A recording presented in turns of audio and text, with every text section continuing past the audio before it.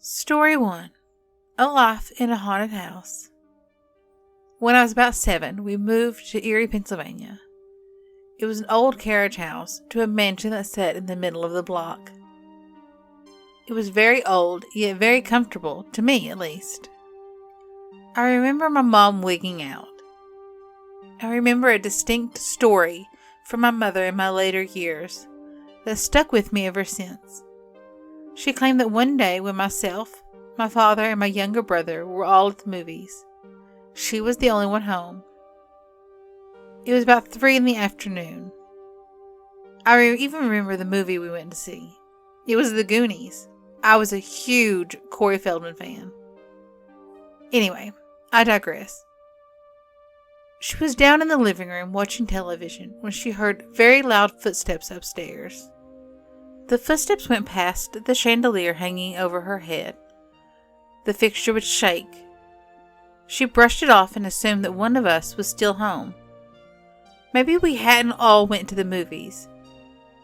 She went to the stairwell and called for first my younger brother and then me. No one answered her. We walked in the door 45 minutes later. She about passed out from fright.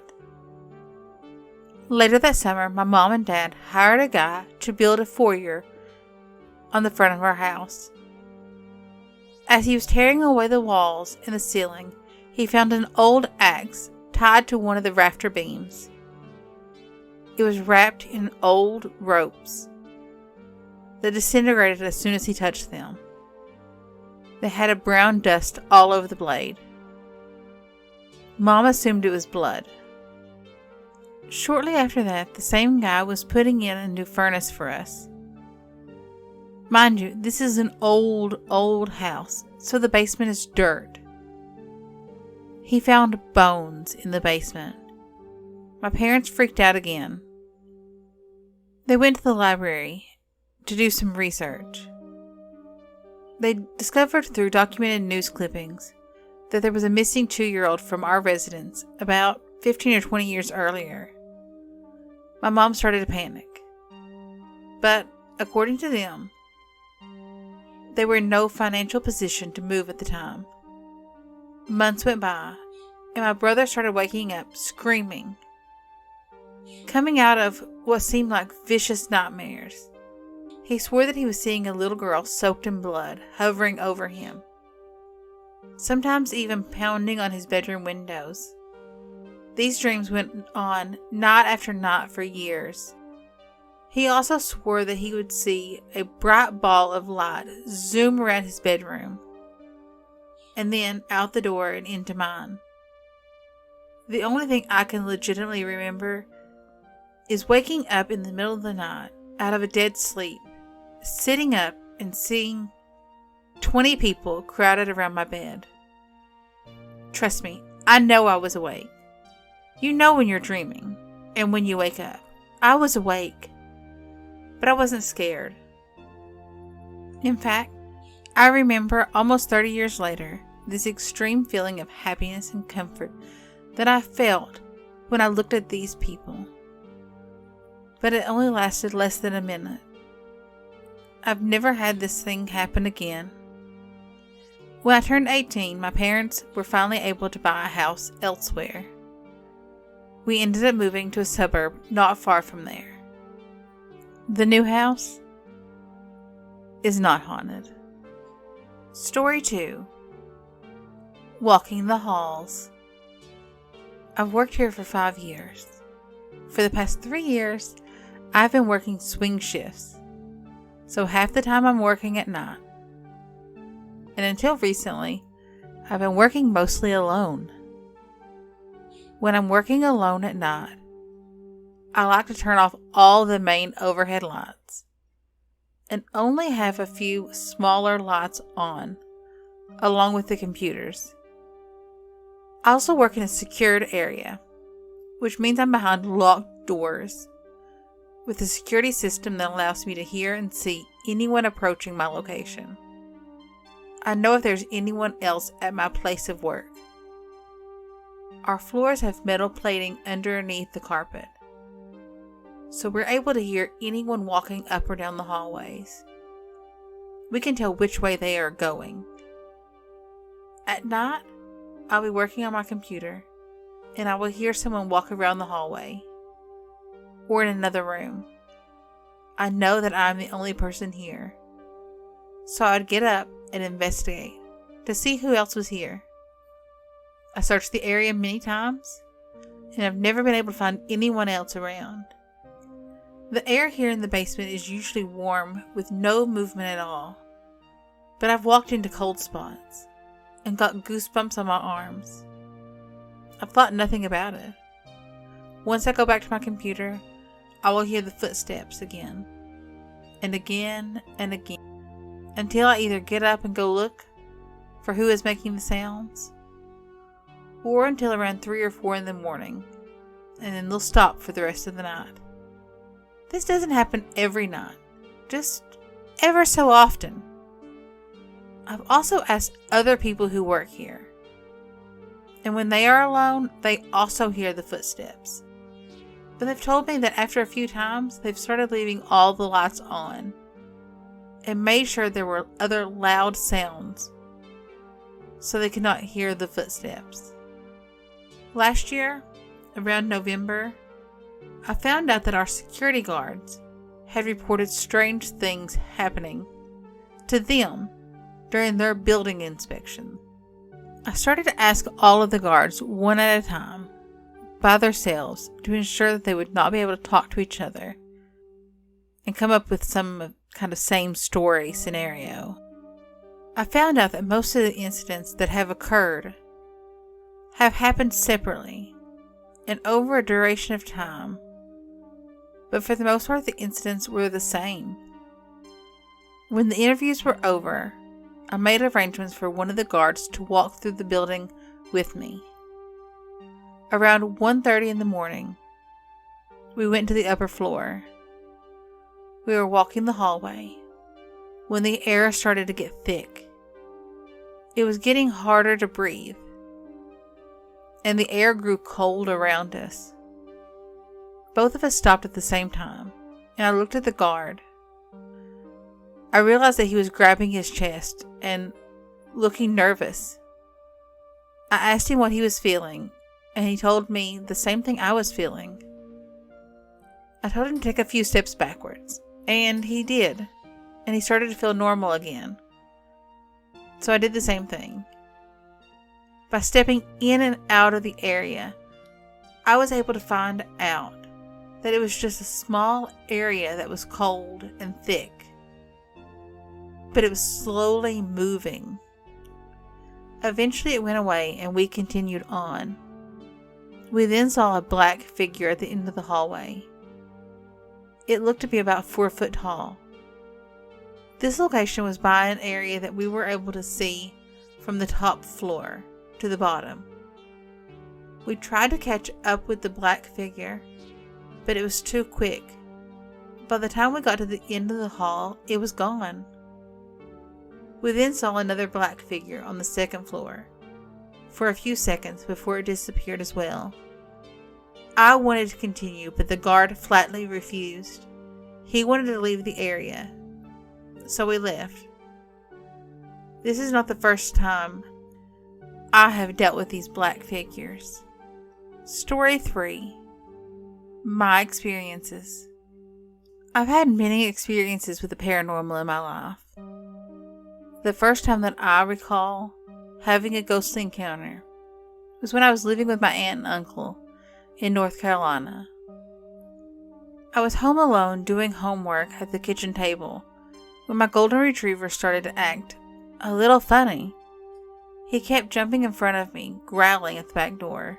It was a glass sliding door leading outside to the deck.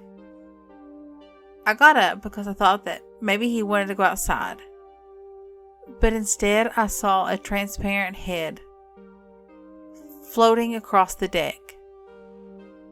It was maybe 5 feet off the ground, so I believe that it must be walking beneath the deck, and then it moved under the house. I screamed and jumped onto one of those freestanding freezers that we kept in the kitchen. After a second or two, it just disappeared. When my mom remarried, she moved my younger brother, my younger sister, and I all the way up to New Jersey. And that's when life got weird. We were living in an apartment over a hardware store while we were waiting for our stepfather to get us a bigger place. My sister, stepsister, and I all shared the same room, while my brother slept in the living room. Every night we could hear the sounds of a person wearing heavy boots walking on the ceiling. What got us really scared was that we were as high as the building went. We were the top floor. There wasn't even an attic above us. Just the roof, and above that, sky. Another time our parents went out, and we were all in the living room watching TV, when we heard the sound of someone running from our front door to the computer chair in the corner. The chair spun around, and it sounded like someone jumped off of it and ran into the kitchen. The kitchen light turned off, and then everything went quiet. We all kind of looked around at each other and then ran to our room screaming. We all slept in the same bed that night. Things got worse when we moved. We stayed in the same neighborhood, just a bigger place. My mom began experiencing things in our new house. My stepsister had a history of talking on the phone in the middle of the night. And one night my mom swore she heard the phone being dialed. She called for my stepsister to go to sleep, but she didn't get an answer. So she went to our bedroom, and that's when she found that my stepsister was in fact asleep. When she went to find out where the phone was being dialed from, the phone was thrown at her from the living room. I could always hear my mom calling my name in this house. She'd say that she wasn't, but I know I heard her voice calling my name. Sometimes I think that I saw my brother run into another room, but he wouldn't even be home. When my baby brother was born, it was as if he could see things that no one else could. Sometimes he would follow the things with his eyes and laugh until whatever it was went towards the basement door. And then he would cry as if someone was hurting him. Sometimes we'd see and hear people in my brother's room. Then they'd look at us and just vanish. My mom wanted to move, so we moved an hour and a half away from that house. But things didn't get better. The first thing that happened to me in that house was after my baby sister was born. There were now 8 of us in the family. I was babysitting her one night and was changing her diaper in our very cramped bathroom. Out of the corner of my eye, I saw my brother enter the bathroom.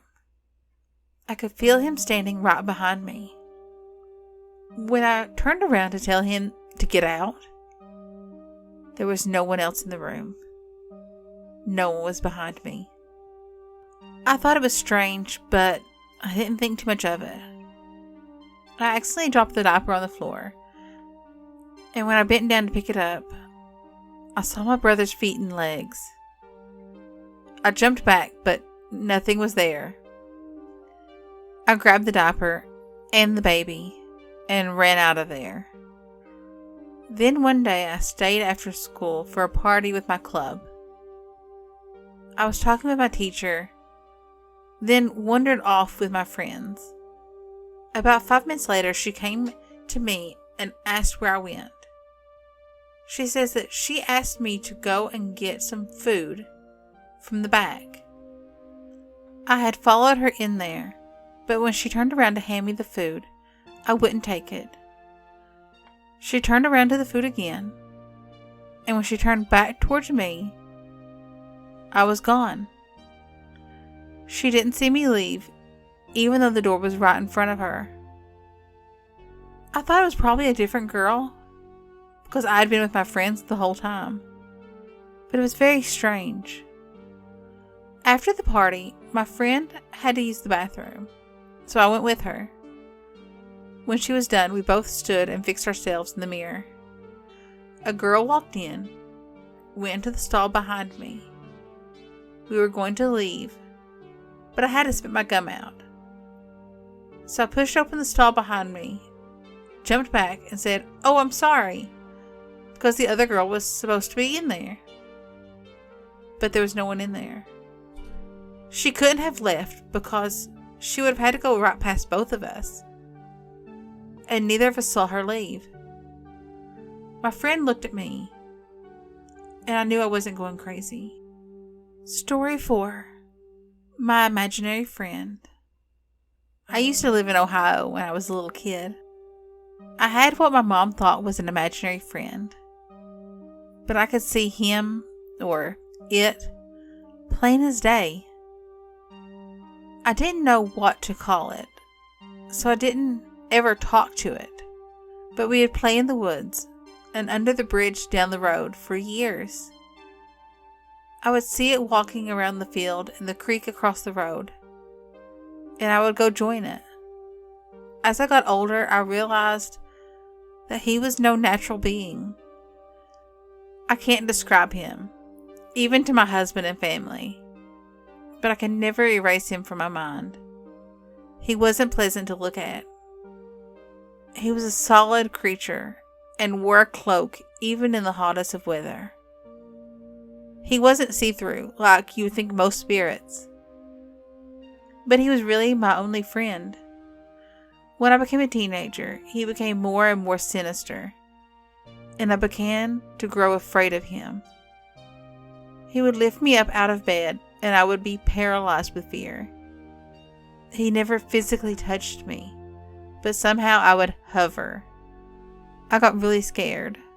One night, I was in bed, and I smelled him come in.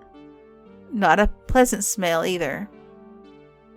He lifted me up, and my bedroom window lifted open, and I began to float past him, feet first out my window. My room was on the second floor. My mom had lined the flower bed beneath my window with rather large rocks. I just knew he was going to drop me on them. He disappeared as my lower half went out. I screamed, and somehow that broke free from his hold over me. I twisted and grabbed the windowsill. I felt him waiting below for me, so I pulled myself back in and ran into my mom's room. And I slept with her until I left for the army when I turned 18. She never asked me why. He followed me to Virginia. I would come home to my barracks room in the evening after work, and all the windows would be open. I got married a while later, and he followed me there. He didn't seem so sinister anymore, just like he wanted to tell me something. After I had my daughter, he started getting scarier. My grandmother died a couple years before my daughter was born, and when he would get too scary for me, I could smell her perfume and smell the roses, and he, or it, would leave. My ex-husband was a non-believer, so I never told him. But he did ask me if I smelled the roses on the occasion that she would appear.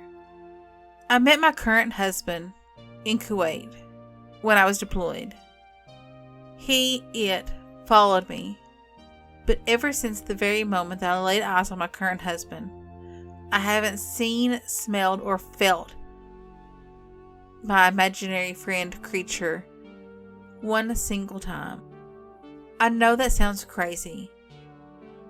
I finally told my husband about it, and he was very supportive. It was just very happy that it isn't around anymore. I don't know what it is about my current husband, but he changed the dynamic, and that creature is no longer around. But what on earth was it? Thanks for listening. I hope you enjoyed the stories. If you did, give me a thumbs up and hit that subscribe button. I really do appreciate it. Thanks for listening. Bye.